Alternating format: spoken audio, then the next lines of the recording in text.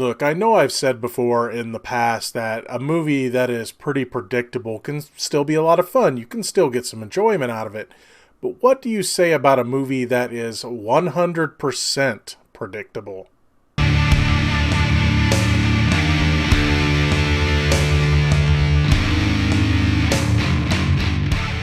Hey everybody, what's going on? Welcome to an all-new Talkin Movies. As always, I am your host, the real Geno Reynolds, and today we're going to be talking about the cop drama starring Chadwick Boseman, 21 Bridges. What this movie is about is we first meet our main character when he's a child, and we learn that his father was killed in the line of duty. And of course, this leads to our main character wanting to become a cop when he grows up, and of course he does, and he's a really good cop. And this is he almost describes him becoming a cop as not even being a choice. It's just like in his DNA. So two criminals are going to rip off a drug house, which is in this restaurant, and it's only supposed to be a little bit, but it comes to find out that this drug house is a lot more than they bargained for, but they take a bunch of it anyway. When a bunch of cops show up, the two criminals have to shoot their way out, and they murder 7 of them. Later, we find out that it's 8 because one of them dies. The one that survived dies in the hospital. But they're on the run. They're trying to find ways to get rid of this coke. And you also have Chadwick Boseman's cop, who's the best of the best, chasing after them, trying to figure out what happened. What they end up having to do is they realize where they're going to get rid of this coke. So they shut down Manhattan. That's why the movie's called 21 Bridges. There's 21 bridges in and out of Manhattan. They close them. They close the rivers, the tunnels, everything. You've seen it in the trailer. I'm going to warn you, I'm probably going to spoil this movie. That being said, the movie spoils itself, so I won't be really spoiling anything. If you don't want to be spoiled of this movie, I would say it's not a bad movie. As highly predictable as it is, the acting is still good in it. You have a lot of good actors in this movie, and they do a decent enough job. But the predictability of the movie, all the twists and turns, I mean, every single twist and turn is predictable. So that being said, I would make this a rental at best. But still, it's not a bad movie overall. It's just, again, really, really predictable. So when you start to watch this movie, again, the acting is fine.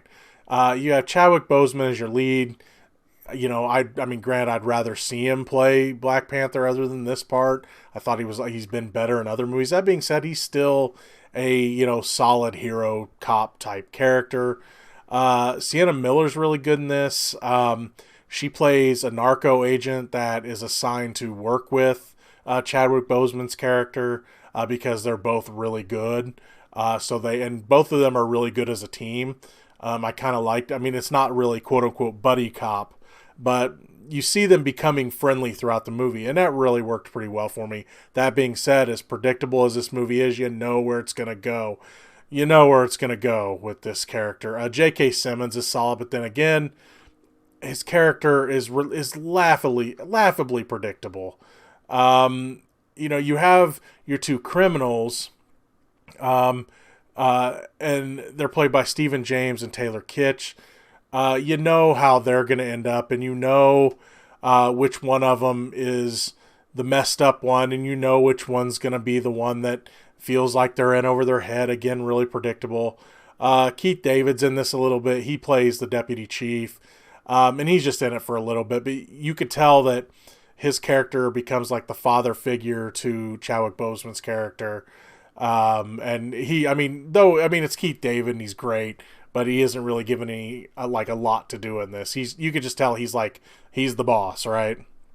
And really, and with him, Chadwick Boseman's character works in the precinct with Keith David's character.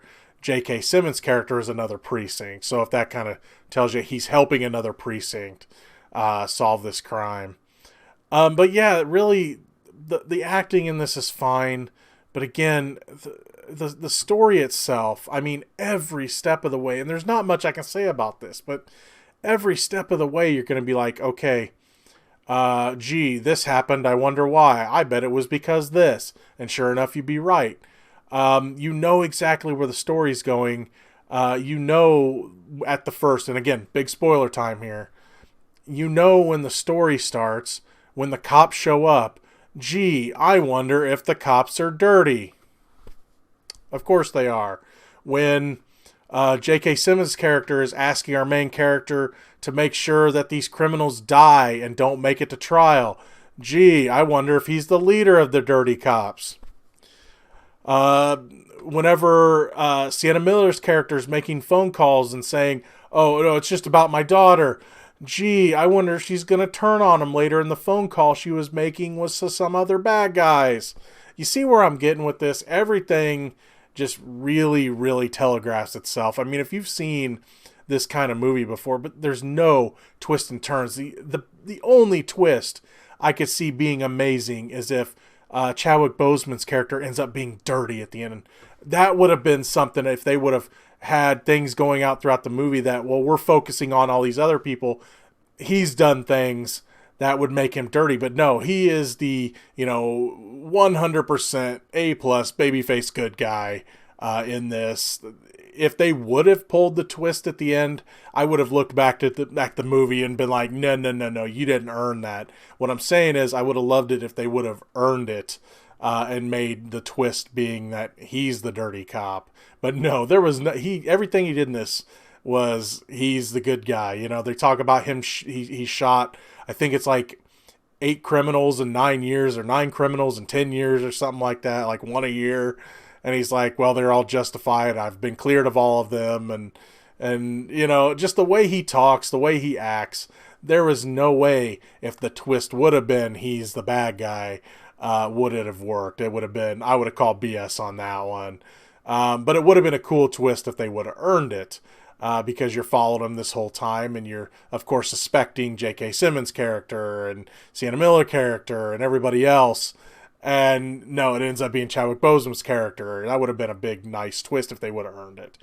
When it comes to the action and everything, all of it's fine. I mean, if you like a good cop drama, like Black and Blue earlier this year, I mean, it's a decent cop drama. Again, though, it's just, if you're trying to tell this mystery, none of it is, you don't see coming. You see every single thing coming. I'd be surprised if you don't. There's a part where this money launderer has these flash drives, and I'm just like, gee, I wonder if it has information about dirty cops on it.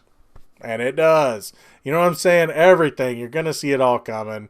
Even though it's still not a terrible story. And the acting's decent. You're going to like some of the characters. I like Sienna Miller's character a lot. Again, I liked her and Chadwick Boseman together, and J.K. Simmons is solid. And I mean, just the acting and everything's solid. It's just that you're going to see everything coming. So again, while this is an okay movie, it's still just a rental at best. That's going to be all for this edition of Talkin Movies. If you like what you've heard here, please subscribe to the Real Geno YouTube channel. Like this video. If you have anything to say about 21 Bridges, please feel free to leave a comment in the section below. Till next time, I'm your host, the Real Geno, Geno Reynolds. See you later.